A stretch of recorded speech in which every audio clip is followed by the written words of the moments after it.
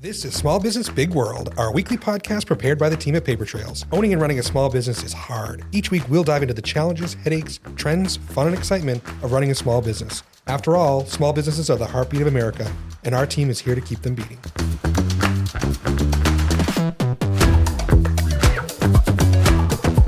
Welcome to another episode of Small Business Big World. Welcome. Today, Eric Hrubant here from CIRE Travel. Thanks for joining me. Thank you, Chris. Good to be here. Excellent, excellent. So today we're going to talk about kind of how to attract travel agents to your business and influencers and kind of some business travel stuff, and which is, I think, it's a really exciting part of being in business anyway, right? So a little housekeeping before we get going. Be sure to like, follow, subscribe, share. We are all over the place: Instagram, Facebook, TikTok, YouTube, Apple Podcasts, Spotify. The list goes on and on and on. Be sure to visit us at smallbusinessbigworld.com. And if you have any questions, certainly feel free to email us at podcast@papertrails.com. We'll get those questions answered for you. Or if we need an intro to one of our guests, we're always happy to do that. So, all right, travel agents, they still exist. Mm-hmm. You are one, right? Yeah, I am one. My favorite question. All right. Tell me about it. So obviously, I remember as a kid, my mother used to go to AAA and we used to get plane tickets, and, they used to come in the little envelopes, and there was traveler's checks and all that stuff. What's it look like today? Yeah. So, travel agents in this day, like, for instance, I'm the owner of CIRE Travel, and I say that I own a service business. The service that we provide is travel. So, in this day and age, there is a lack of service in travel. There's no one to have your back. There's no one to call. So the modern day travel agent is not only alive, but thriving. At the moment, I turn more business away than I take on. That's awesome. It really is kind of, we are the advisors to our clients. So you travel a lot. I'm sure you have sat on a plane, got comfortable. If you're like me, you've opened your bottle of water like a Snickers bar, and you're like, oh, I get to rest and, have a hopefully rest or work on the plane ride. And then the captain comes on and is like, we're so sorry, but we've had to cancel this flight. Everyone exhales or sighs rather. For our clients, at that point, I'm emailing or texting or calling them and saying, hey, Chris, the blanks hit the fan, your flight's canceled. We booked you on the next one, or the one tomorrow morning, here's your hotel. Go find the bar, go find the club. You're not having to scramble to figure out how the hell am I going to get home on your app or with, a human at the check-in calling desk. the 800 number or whatever. Hoping for the best. It's handled, which is the tagline I've stole from the show Scandal. So if you're an Olivia Pope fan out there, I did steal it. So when, obviously that's the bad time service, but the good time service is you're still making lots of recommendations, right? It's not like, hey, I want to go on an amazing Hawaiian vacation. Where do I start, right? You guys are making those recommendations, right? Yeah. I mean, I do both travel for small to medium-sized companies, and then we do luxury leisure vacations. So on the luxury leisure vacation side, we do a consultation with every new client or existing client before a trip. 90% of that is a psychology call. The other 10% is the actual, where do you want to go and everything else. But it really is planning the perfect trip. And even seasoned travelers sometimes have an idea of something, but it's not actually what they want. Or, they want to go and say to overboard a bungalow somewhere, and they're like, we want to do that in Turks and Caicos. Well, they don't exist there. Right. So it's again, trying to figure out, plan the perfect vacation. I mean, on average, the stuff that we're doing is $1,000 a day minimum before flights or anything else. So if you're spending, well over 10 grand for a vacation in most times, you not only want it to be curated perfectly, you want some there to hold your hand, white glove service from door to door. So when you're, someone says, hey, I want to go on the African safari, right? Or I want to go to, to come to Maine, right? Yeah. How are you finding the places? How are businesses, hotels, restaurants, how are people standing out, in your eyes? How are they getting in front of you guys? Yeah. So, this year, I've been working in travel for 27 years. I'll be 47 next week. I started when I was 20. So it's pretty much easy math for me. I think hopefully it's that right. Sounds right. But basically, I know everyone. I've spent the last 27 years cultivating my contacts. So our clients leverage our time, our experience, and our contacts. So if you're going to Necker Island, Chris, and I'm booking that for you, I'm just not booking the hotel and saying, here's your confirmation. I mean, I'm sending you your confirmation, but then, my Virgin Hotels rep, Shannon, I'm emailing Shannon, who's a good friend of mine. Shannon, Chris is coming. I know it's already going to be perfect, but we need to make sure every last detail is perfect. And that's not necessarily costing you anything extra than paying whatever my professional fees for booking your vacation.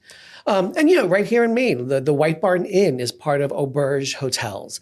I have a fantastic rep, Sam, who I've known for 20 years, who reps all of the Auberge hotels. Whether I'm booking someone at the White Barn or someone in Napa Valley, Sam is the person who makes everything perfect for me. So again, the modern day travel consultant is very well connected. They're really your person for wherever you want to go. And I have salespeople, call me, email me. I travel a lot to trade shows, so I'm always meeting people. The 1 week a month I have to spend in New York, it's meeting vendors. Sure. Which become friends usually. So that's really neat. So if I'm, again, so I come back to if I'm a small business, right, and I want to get in front of you, or I want to get in front of an influencer, right?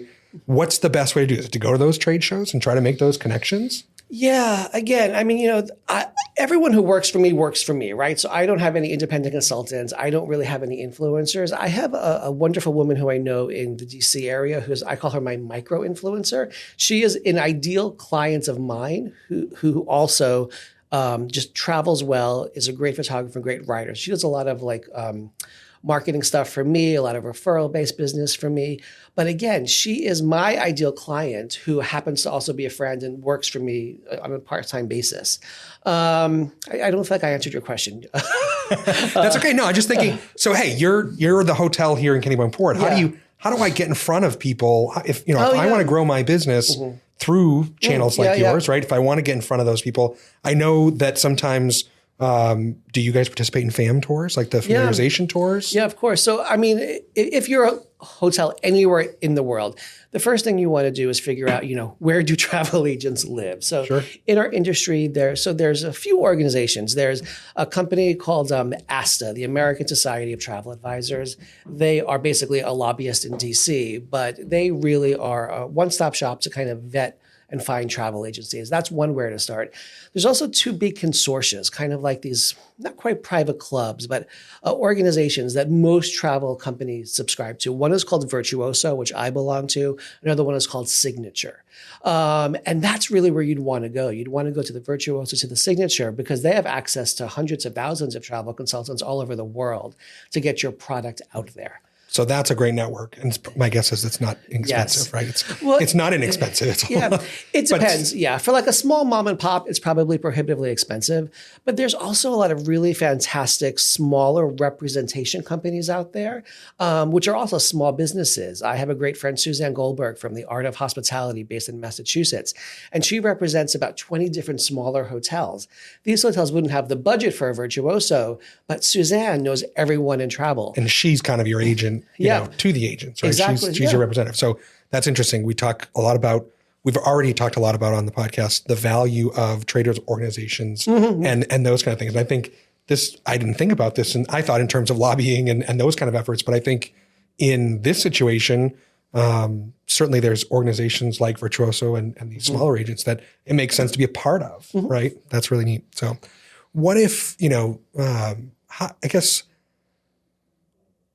everyone wants to be an influencer, right? Everyone wants to be on that beach in Mauritius and, take the videos and get a million Instagram likes, right? That's what we all want. Now, what are you seeing in terms of impact in your industry, right? So the modern day travel consultant, are these influencers competing with you? Are people coming to you and saying, gosh, I saw this, I saw so-and-so did this. How do you book that for me, right? Yeah. Is that how people are coming to you? Yeah, there's so many different ways. First of all, I'm going to say something very controversial that only I believe, but I believe it to be truer.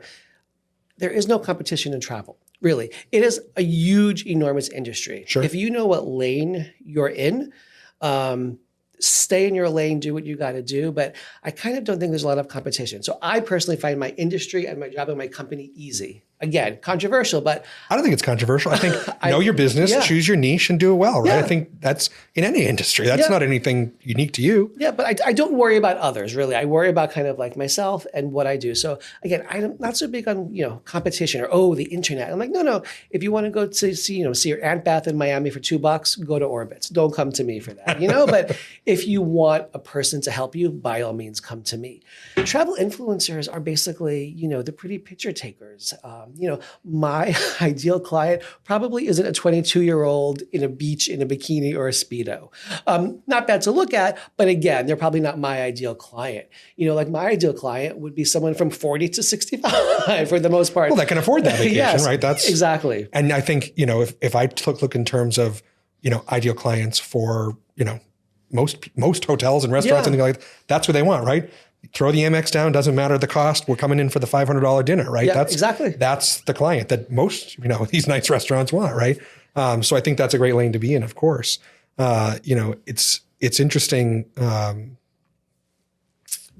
influencers, I think I kind of cut you off there, but you're right. The influencers are, the 20, 30 something, generally speaking, but I think there are other lanes of that, right? There probably are folks that are in that older, more affluent, I don't see them on my Instagram, but I'm sure they're out there, that are certainly making those recommendations, right? It's probably staying in the nicer, more luxurious place. That's not the party place, right? Yeah, and that's probably, there's that out there too. I don't know where I'm going with this, Graham. You might want to just cut this whole section. No. Also, but to further answer your question though. So, we have a very big following on Instagram and Facebook. Again, I don't feel like I'm getting my ideal clients from there. A lot of my ideal clients come from LinkedIn. However, said friend in DC who is Jamie Edwards, who has an amazing website called I Am Lost and Found. Anyone listening here, go find that website. It really is an amazing blog.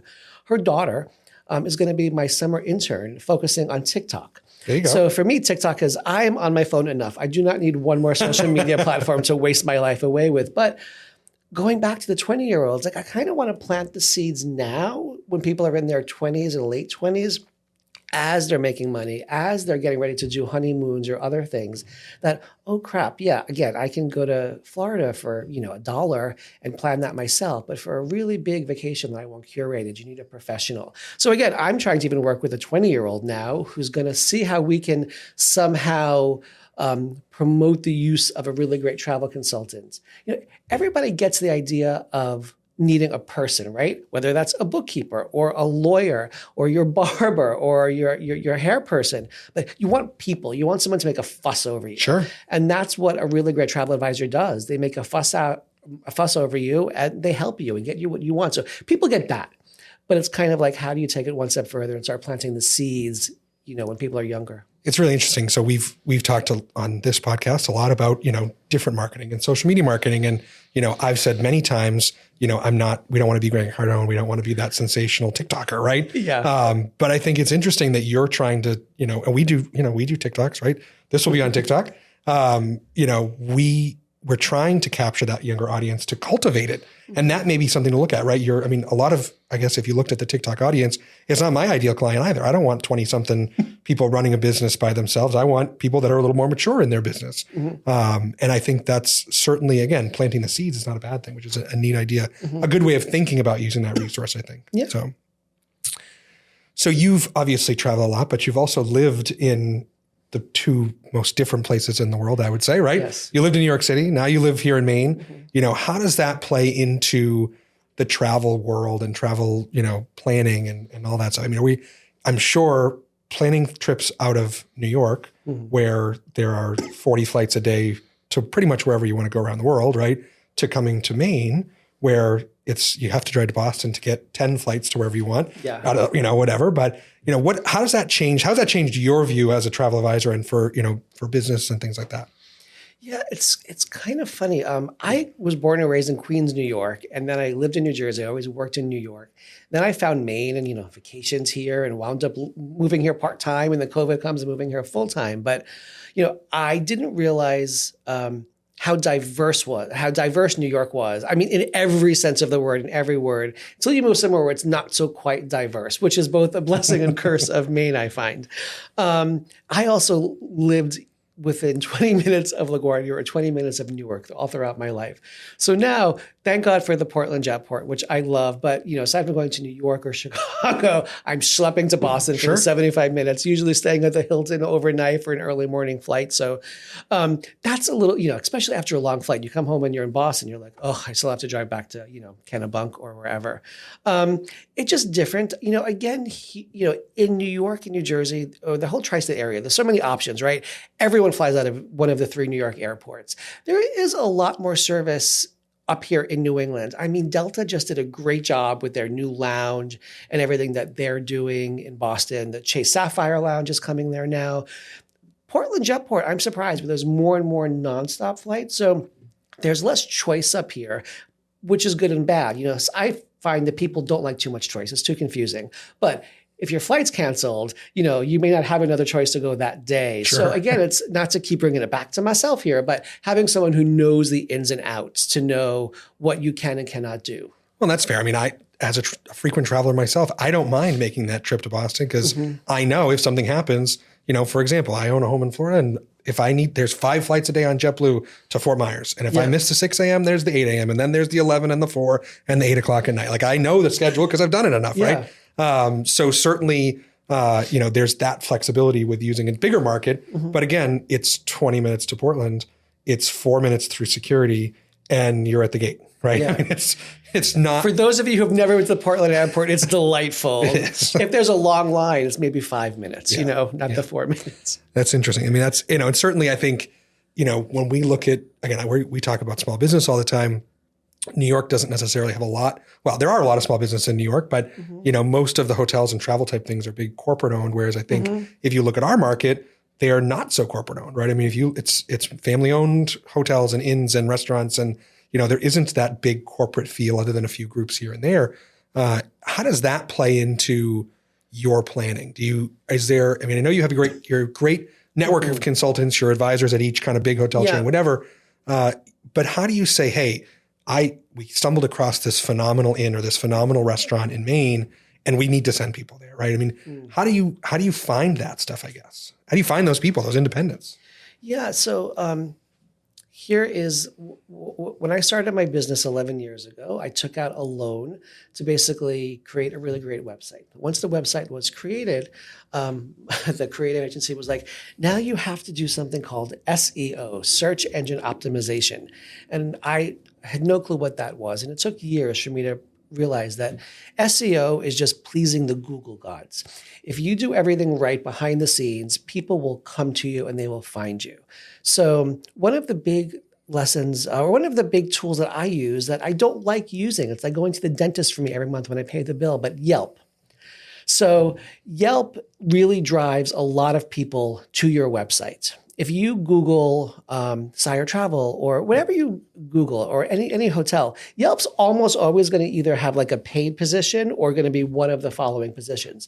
So, I pay roughly $1,800 a month for a Google listing in New York and DC, but I cannot tell you how it pays for itself month after month. So really understanding a little bit about SEO and about where to advertise. So if you're a small business, advertising on Yelp technically costs nothing, but you can throw some money at it every month. It doesn't have to be $1,800. It could be a couple $100. Having your Google listing up to date is really important.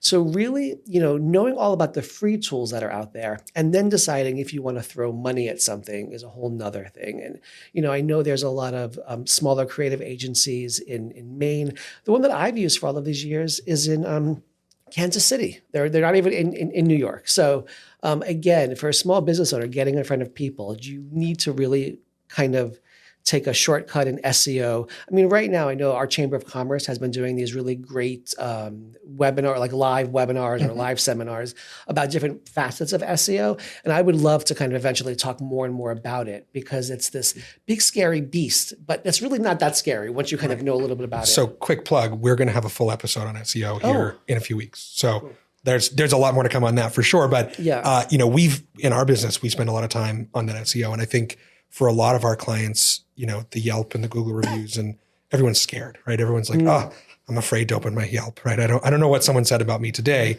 which of course I tell them, don't be afraid. You should just address it, Yeah, right? yeah. Just go in. I mean, gosh, you want people, of course, to be enjoying their time in your business, right? Nobody's perfect, of course, right? Things happen. We are business owners that have great teams, but something might fall down. The process might fall down. Someone's having a bad day, whatever, address it, deal with it, turn that negative into a positive, right? And I think, as folks are seeing that, they're going to say, wow, that business owner, okay, they had a bad day, but they turned it around and they made right by it, right? Those are the people that I want to buy from, I think. Humans. Yeah, we're humans, right? And that's what I tell people. And you talk about not a lot of competition. I feel the same way. We're very friendly with our competitors. And I tell them, I tell folks, if someone calls me that uses one of our competitors, they say, why? Pick up the phone and call them. If you have a problem, pick up the phone and call them. Yeah. They're real people too, right? Yeah. I mean, there's, certainly there are competitors we take plenty of business from, but, in a local sense, I don't want people taking business from my friends, right? If there's something wrong, address it, Of course. Um, And that's it too. I think people always hide behind their computer, but businesses even big corporations are run by humans.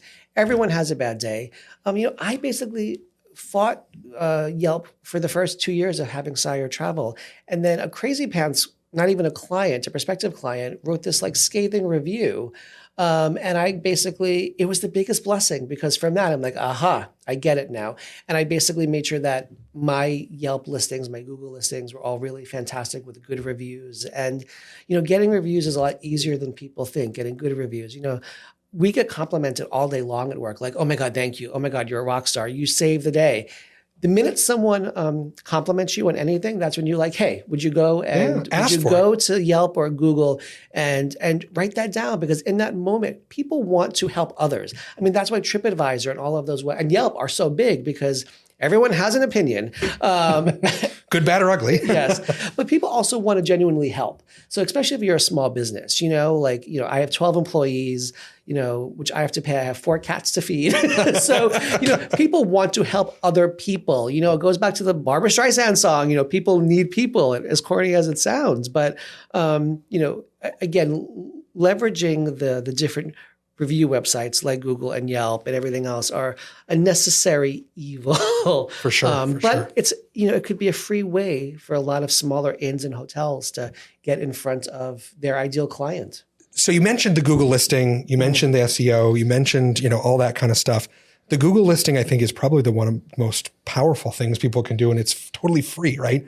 Can you explain kind of how that works and what it is? Oh, geez. Not so well, no, because I have someone who does that for me. But yes. But essentially, it's a profile for your business on Google, right? Yeah, correct. And wherever you have a location too. So my business has multiple locations. So for every location, we have a listing. Obviously, if you're a small inn or B&B up here, you're just going to have the one listing. But make sure that you have great photos on there. You start asking clients or your friends or whoever to write reviews on there for you. Again, Google responds to people looking for you and finding you. So the more clicks you have, the more clicks you have. Also, the other thing I've learned too, which I find amazing, is, link backs. So, if you're a small business owner, try to get in as much media as you can. You have to actually put yourself out there. You don't need to hire a PR person, but, be part of the chamber because the chamber is going to backlink to you, right? Mm-hmm. A backlink's really important because it tells Google that you're legit. So the more qualified backlinks you have, so again, to kind of dumb down the backlink thing, if the New York Times backlinks to me, Google's going to be like, well, if the New York Times is backlinking to CIRE Travel, they must be a reputable business. And then if the Wall Street Journal does it and Time or whoever, the Portland Herald, the more backlinks you have, the better. So get out there. You can literally call up news stations and talk to reporters and say, here's what I do.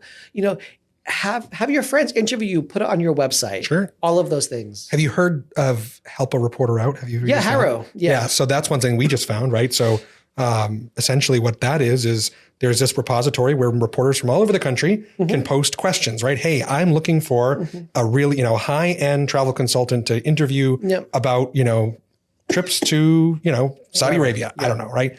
And you can respond and say, hey, that's what I do, right? And this is the expertise. And then you're quoted and linked and all that stuff. And that builds your brand authority, right? Which obviously builds, all that fun stuff. So very important. More to come on SEO, local marketing. That's going to be a whole episode because there's a lot that goes into that. Yeah. A lot we've learned about that. A lot every business has had to learn about that. I think, we all talk about these algorithms across the internet we're trying to figure out. And I think just the second we kind of figure them out, they change them. So, and the one thing as a business owner, you're even myself, even though I have a great team and I have, and I'm able to hire a creative agency to help me, it's still exhausting, right? I mean, I work 14 hours a day and I still don't get everything done. So again, it seems overwhelming. So a word that I use all the time now, which keeps me sane, is curious.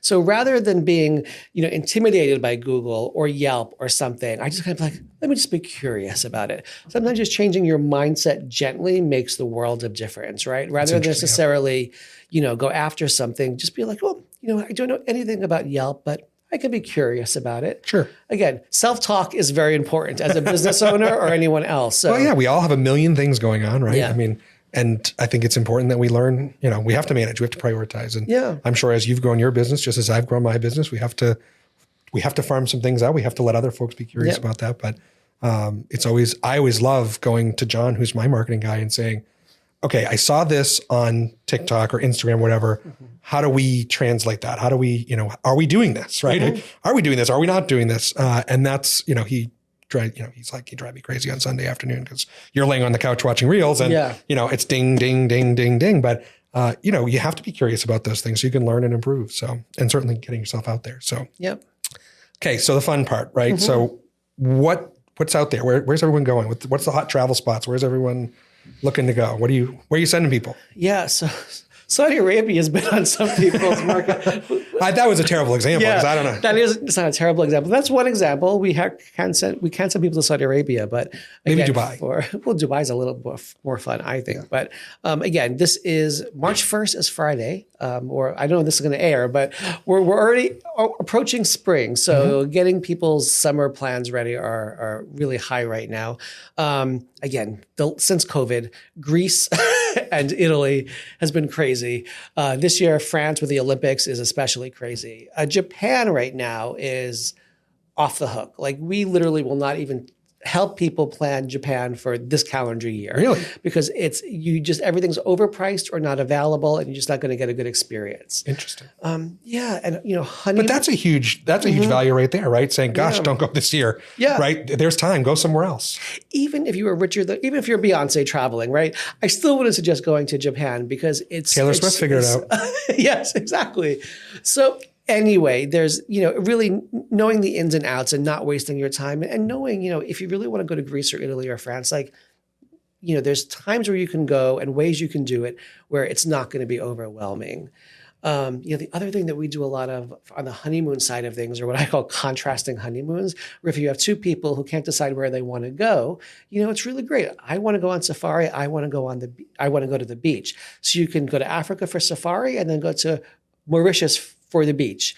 And again, you can go to Dubai for fun and then go to the Seychelles for a beach. It's like 3 hours away. So all of these fun contrasting vacations where you kind of get two for the price of one or two for the time of one has been big for us. That's awesome. Those are great ideas. I know I've met with your team. I still haven't planned the safari yet. That's still on the list. Right.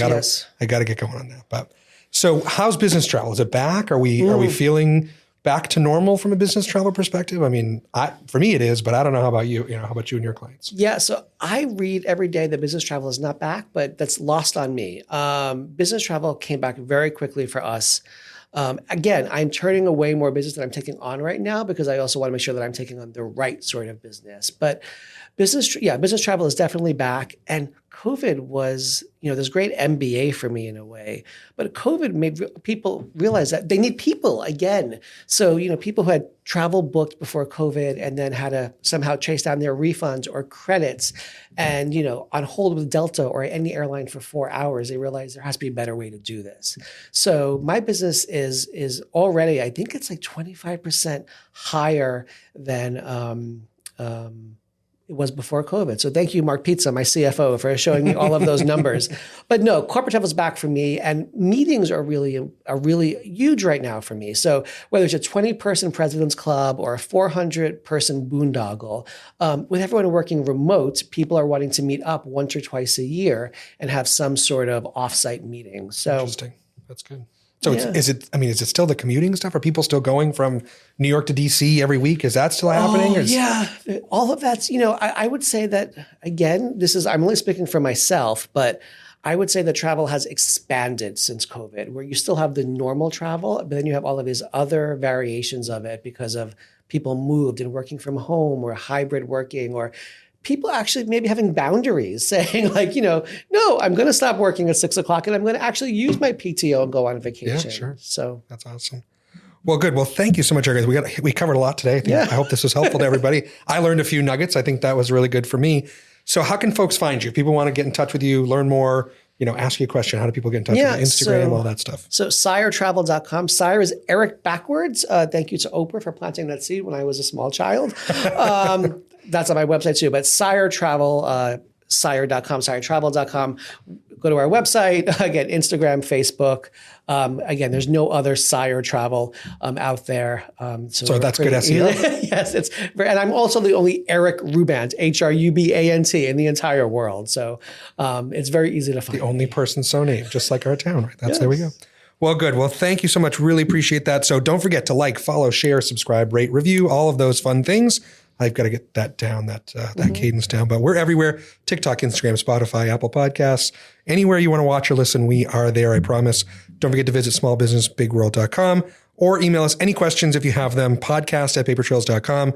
We're happy to get back to you, get you introduced to whoever. If there's something you want to hear on a future episode, we'd be happy to talk about it. So thank you so much, and we'll see you next week. Thanks for listening to this week's episode of Small Business, Big World. This podcast is a production of Paper Trails. We are a payroll and HR company based in Kennebunk, Maine, and we serve small and mid-sized businesses across New England and the country. If you found this podcast helpful, don't forget to follow us at Paper Trails Payroll across all social media platforms, and check us out at papertrails.com for more information. As a reminder, the views, opinions, and thoughts expressed are the hosts and guests alone. The material presented in this podcast is for general information purposes only and should not be considered legal or financial advice. By inviting this guest to our podcast, Paper Trails does not imply endorsement of or opposition to any specific individual, organization, product, or service.